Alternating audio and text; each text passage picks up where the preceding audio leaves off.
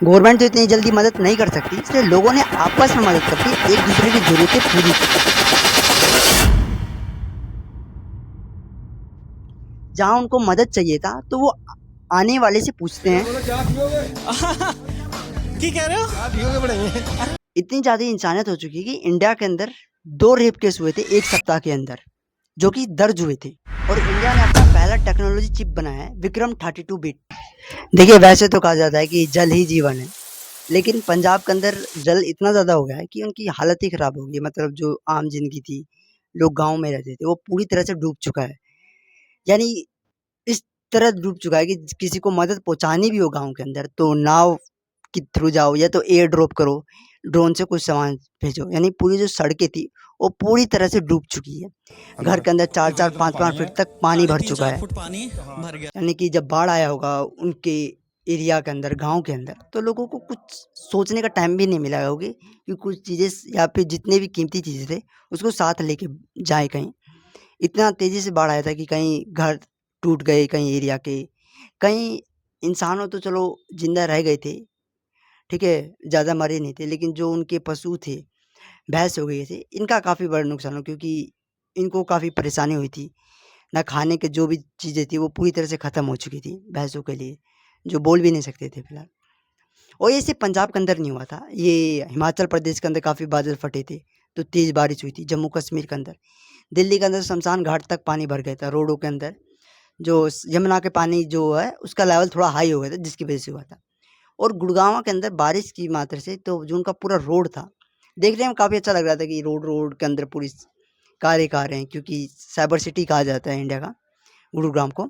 तो उसके अंदर कारें कारें थी, देखने में अच्छी लग रही थी, लेकिन अगर अंदर साइड जो कार के अंदर बैठा हुआ है, उसे देखा जाए तो करीबन 4 से 5 घंटा वो रुका हुआ है, आने-जाने में काफ़ी दिक्कत होगी, परेशानी इतनी सारी होगी ट्रैफ़िक को लेकर। तो जो जितनी भी बाढ़ आया, तो एकदम से गवर्नमेंट तो हेल्प ऑब्वियसली नहीं हो पाएगा। जैसे कि आज कहीं बाढ़ आया है हमारे इलाके के अंदर, तो लोग अपने घर छोड़ के कई इलाकों के अंदर गए, तो खाना-पीना जो भी उनका अनाज था, वो तो सब खराब हो चुका है। तो या तो मदद आएगी जब ही वो खा सकते हैं, या फिर उनको भोजन मिलेगा, जो भी डेली यूजेज़ की चीज़ है, वो करेंगे। लेकिन गवर्नमेंट जो हेल्प करेगी, वो 1 या 2 सप्ताह के बाद करेगी। उसके बाद अपना रेवेन्यू या फिर ये पूरी टीम बैठाने के बाद कुछ डिसीज़न लेगी। लेकिन लोगों ने आपस में काफ़ी मदद की। जिस एरिया में बाढ़ नहीं आई थी, उन्होंने काफ़ी मदद की, खाना भेजा। यानी इस कदर भेजा कि वहाँ लोग वीडियो बना के भेज रहे थे कि अब मत भेजिए, क्योंकि काफ़ी ज़्यादा पहुँच चुका है, यहाँ पे आके वेस्ट होगा, इतनी ज़रूरत भी नहीं थी उसकी। मतलब एक इंसानियत इतनी ज़्यादा थी उसके अंदर कि लंदन टॉप का जब कोई इंटरव्यूअर या न्यूज़ वाले गए वहाँ पे न्यूज़ कवर करने के लिए, तो उनसे ये नहीं कहा गया कि हमें मदद चाहिए, हमें कुछ दीजिए या फिर कुछ खाने-पीने की चीज़ें दीजिए या फिर कोई भी हेल्प करिए।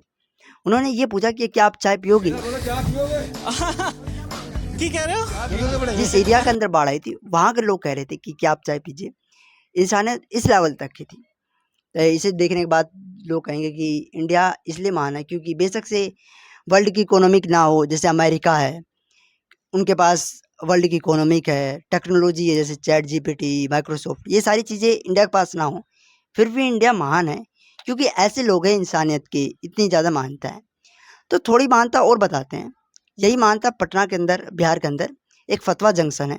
एक लड़की को वहाँ से किडनैप किया जाता है रेलवे स्टेशन से। उसके बाद उसका गैंग रेप होता है, और इसी सप्ताह के अंदर मध्य प्रदेश के अंदर भी एक लड़की का गैंग रेप होता है। सप्ताह के अंदर यानी 2 लड़की का रेप केस हुआ था, जो कि दर्ज हुआ था, और बाकी पता नहीं क्या हुआ होगा। और हॉस्पिटल के अंदर, गवर्नमेंट हॉस्पिटल के अंदर, महाराजा यशवंतराव हॉस्पिटल था मध्य प्रदेश के अंदर, इंदौर में। वहाँ पे 10 से 15 दिन के बच्चे थे, महीने नहीं, दिन हुआ था उनको। इतने कम टाइम के बच्चे थे, वो वेंटिलेटर पे, उनको कुछ इन्फेक्शन होगा पेट में, तो वेंटिलेटर पे उन्हें बैठा रखा था। तो चूहे ने उनको काट लिया था, 2 बच्चों को, तो खून आने लग गया था उनको, तो उनकी डेथ हो गई थी। जो उनके चीफ थे हॉस्पिटल के, उन्होंने कहा कि रैट के काटने से कभी डेथ नहीं होती, ये इनको इन्फेक्शन था जिसकी वजह से उनकी डेथ हुई थी। चलो ठीक है, इन्फेक्शन की वजह से डेथ हुई थी, लेकिन हॉस्पिटल के अंदर चूहे कर क्या रहे थे? जो वेंटिलेटर उनको के अंदर डाल रखा था बच्चों को, तो उसके बावजूद भी बच्चे को चूहे काट रहे हैं। ये पूरी सुरक्षा है। और जो रेप केस हुआ था पटना के अंदर, उसको सज़ा शायद मिलने में काफ़ी टाइम लगेगा खोजने में, फिर कोर्ट कचहरी होगी, ये काफ़ी ज़्यादा टाइम लेगा। लेकिन जब कांग्रेस ने वोट चोरी के नाम पे जब कैंपेन करना स्टार्ट किया था पटना के अंदर, बिहार के अंदर, तो उनके सभा से किसी ने गाली दी थी प्राइम मिनिस्टर को, नरेंद्र मोदी की माँ को गाली दी थी। तो उसके बाद जेल उनको हो गई तुरंत। तो उसके अगले दिन या 4-5 दिन बाद बिहार को बंद कर दिया गया, क्योंकि प्राइम मिनिस्टर मोदी जो देश के प्राइम मिनिस्टर हैं, उनके साथ, उनकी माँ के साथ ऐसा कहा गया, जो कि राजनीति के अंदर है भी नहीं और अभी जिंदा भी नहीं है, उनके बारे में ऐसा कहा जा रहा है। इसलिए बिहार को बंद कर दिया गया। जितने भी बीजेपी के एमएलए थे अपने अपने कॉन्स्टिट्यूंसी के, वो रोडों पे आए, धरना कर रहे थे कि ऐसा नहीं करना चाहिए था। लेकिन उन्हीं की पार्टी के अंदर प्रज्वल रवन्ना नाम के भी एक एमएलए थे, जिनके ऊपर रेप केस था, उसके बावजूद भी ये इलेक्शन लड़े। कोई मतलब केस साथ ही एक कुछ नहीं युवक हुआ से उनके ऊपर। मारपीट की इतने खबर। ज़्यादा आंदोलन हुए, काफ़ी स्पोर्ट्स भी आए थे, उसके बावजूद कुछ नहीं हुआ प्रज्वल रवन्ना का। और जो रोड जाम किया था, तो उसमें एक टीचर थी, क्योंकि रोड जाम करने, बिहार बंद करने की वजह से ट्रांसपोर्टेशन काफ़ी कम हो गया था, तो टीचर को स्कूल जाने में देर हो रही थी। तो उन्होंने कहा कि हमें जाने दीजिए, बच्चों को पढ़ाना, मैं लेट हो रही हूँ। तो उन्होंने कहा कि नहीं, आप नहीं जा सकती, क्योंकि प्रधानमंत्री मोदी की माँ को गाली दिया गया है, तो इसलिए बिहार बंद है, इसलिए स्कूल भी बंद रहेगा। वैसे एक जगह दूसरी जगह कहते हैं कि पढ़ेगा इंडिया जभी तो बढ़ेगा इंडिया, दूसरी जगह टीचर को जाने को मना कर रहे हैं स्कूल के अंदर। अगर एग्ज़ाम होता है तो फिर एग्ज़ाम लीक होते हैं, जैसे एसएससी का भी हुआ, फिर उस पे कोई जवाबदारी नहीं रहती है। लेकिन लगभग अगर बताया जाए कि ये गवर्नमेंट एग्ज़ाम के अंदर ही देख लिया जाए, 1 साल के अंदर UPSC, SSC, state PCS, constable, पटवारी, ये सारे एग्ज़ाम को मिला दिया जाए, जितने भी एग्ज़ाम होते हैं 1 साल के अंदर, करीबन 40 से 50 लाख स्टूडेंट अपीयर करते हैं, यानी फॉर्म फिल करते हैं, इतने स्टूडेंट। तो करीबन एक हो सकता है कि एक स्टूडेंट 4 से 5 बार सारे फॉर्म फिल कर रखा हो, सारे एग्ज़ाम दे रखा हो, या फिर जिसने फॉर्म भरा हो वो एग्ज़ाम देने जाए ही ना, तो मान लो इसको आधा कर देते हैं। 20 से 25 लाख स्टूडेंट हर एक साल एग्ज़ाम देते हैं, 20 से 25 लाख। उसके बाद एग्ज़ाम देने के बाद मिसमैनेजमेंट होता है, अच्छे से कर नहीं पाते वो मैनेज, जो कि अभी एसएससी के अंदर हुआ था। अगर मैनेज भी कर जाते हैं तो बाद में पता चलता है कि अरे ये तो पेपर पहले से लीक हो चुका है, तो जिन्होंने लीक किया था, जिसको मिल गया पेपर, वो पास कर जाएगा अच्छे नंबर से। लीक होने के बाद या तो एग्ज़ाम को रद्द कर देंगे कि अब कोई जॉब नहीं, अब अगले साल करो, या फिर करेंगे भी तो वही स्टूडेंट जिन्होंने खरीदा है पेपर, वही क्लियर कर पाएंगे, इसको हाई कट ऑफ जाएगा उनका। ये सब करने के बावजूद इतना पैरामीटर लगा दिया है, और करीबन एग्ज़ाम, जितने भी गवर्नमेंट एग्ज़ाम है, उसमें से 59% तक सीट रिजर्व रहती है, यानी कि इतनी एससी रहेगी, इतनी एसटी रहेगी, ईडब्ल्यूएस, ओबीसी, ये सारी लिस्ट दे रखे हैं। 59% होता है, यानी करीबन 41% तक कोई जनरल या फिर कोई भी व्यक्ति जा सकता है उसके अंदर। यानी ये जो कैटेगरी है, कैटेगरी वाइज डिवाइड कर रखा है। इतना पैरामीटर हो गया, इतना टफ एग्ज़ाम कंपटीशन हो गया, मिसमैनेजमेंट के बाद, लीक के बाद, एग्जाम के बाद, जो भी स्टूडेंट ऑफिसर बनता होगा, किसी भी डिपार्टमेंट के अंदर जाता होगा, तो वो अच्छा काम करेगा, क्योंकि बहुत परेशानी से उठा है वो, ज़मीन से जितनी भी परेशानी थी उसने सही है।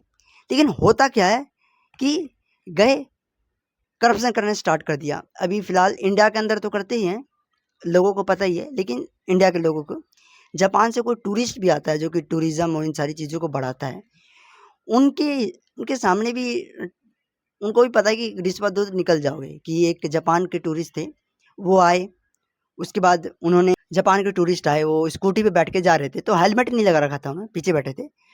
तो पुलिस वाले ने कहा कि बिना हेलमेट के आप जा नहीं सकते, आपको फ़ाइन देना पड़ेगा। तो 1000 रुपये फ़ाइन दिया गया, जहाँ तक ठीक था। लेकिन जो फ़ाइन दिया गया था, उसकी पर्ची उनको रसीद काट के नहीं दी गई, ऐसा रिश्वत के तौर पे रख लिया गया, क्योंकि जब रसीद काटी नहीं है, मतलब गवर्नमेंट को दिया ही नहीं है, अपने पास रख दिया गया है। तो ये न्यूज़ में गई, तो बाद में उनके डिपार्टमेंट ने उनको सस्पेंड कर दिया गया। ये सारी चीज़ें हुई थी। कुछ अच्छे भी काम किए गवर्नमेंट ने, जैसे कि जीएसटी के अंदर चेंज लाया है, 22 सितंबर से लागू हो जाएगा।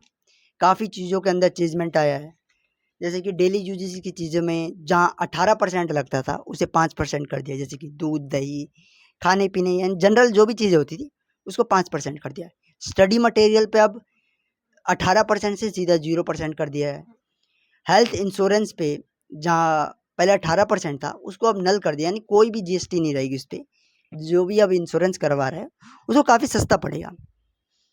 मोबाइल कह रहा हूँ, ऑटोमोबाइल सेक्टर के अंदर या फिर कार मैन्युफैक्चरिंग यानी कार के अंदर भी 28% से सीधा 18% कर दिया गया है। और कई जगह बढ़ाया भी है, मतलब मिडिल क्लास लेवल के लिए ये काफ़ी ठीक रहेगा, क्योंकि जो भी जनरल की चीज़ें थी उसमें कम किया गया है। तो ये कहा गया था कि ट्रम्प की टैरिफ की वजह से शायद किए हैं, क्योंकि 50% टैरिफ हो गया, सामान बाहर बेच नहीं सकते, तो अंदर लोगों का जो लो वैल्यू कर दो सामान की, जीएसटी हटा दो, जिससे लोग इंडिया के अंदर ही उसका कंज्यूम कर सके और ज़्यादा घाटा ना हो इंडिया को। लेकिन जो निर्मला सीतारमन है फाइनेंस मिनिस्टर, उन्हें क्लियर किया कि ये 1.5 साल से प्लानिंग चल रही थी जीएसटी को चेंजमेंट करने की, जो अब जाके लागू हुई है। और ये सिर्फ घटा नहीं है, कई जगह पे बढ़ा भी है। जैसे लग्जरी आइटम हो गया, जैसे कि मर्सिडीज हो गई, रोल्स रॉय हो गया, जो या फिर किसी ने प्राइवेट जेट खरीदा। और इसके अलावा जो तंबाकू गुटखा ये सब खाते हैं उसमें भी 40% बढ़ गया है। यानी कैंसर की फ़ोटो या फिर छाती की जो भी फेफड़े थे खराब लगाने से कोई सुधरा तो है नहीं। तो गवर्नमेंट ने कहा चलो इस पे पैसे ही लगा देते हैं, तो जो अफोर्ड कर पाएगा वो ले पाएगा, जो नहीं कर पाएगा कम से कम उसके ये तंबाकू ये सारी चीज़ें छूट जाएंगी। उसके बाद इंडिया का पहला चिप बना है, विक्रम नाम दिया गया है, विक्रम 32 बिट का है वो। जैसे कि इंटेल है, माइक्रोसॉफ्ट या फिर इन सब प्रोसेसर के अंदर लगा होता होगा, आपने सुना होगा प्रोसेसर के अंदर, पीसी लैपटॉप इन सब के अंदर इंटेल का। ऐसे ही विक्रम 32 बिट है, ये हाई लेवल नहीं है उतना इंटेल इस लेवल का, लो लेवल का भी, जैसे कि स्मार्ट वॉच के अंदर लग जाएगा, फ्रिज के अंदर, इन सारे लोकल छोटी मोटी टेक्नोलॉजी के अंदर यूज हो जा पाएगा, बड़ी चीज़ों पे नहीं जा पाएगा। तो काफ़ी अच्छा है कि एक स्टार्टिंग लेवल पे मेक इन इंडिया की तरफ से काफ़ी अच्छा किया है इसको, एक इंडिया का खुद का एक टेक्नोलॉजी आएगी। इतना ही इस वीडियो में, इतना ही, मिलेंगे अगले वीडियो में। जब के लिए धन्यवाद। वीडियो अच्छी लगी तो लाइक एंड सब्सक्राइब जरूर करना। जब के लिए बाय बाय।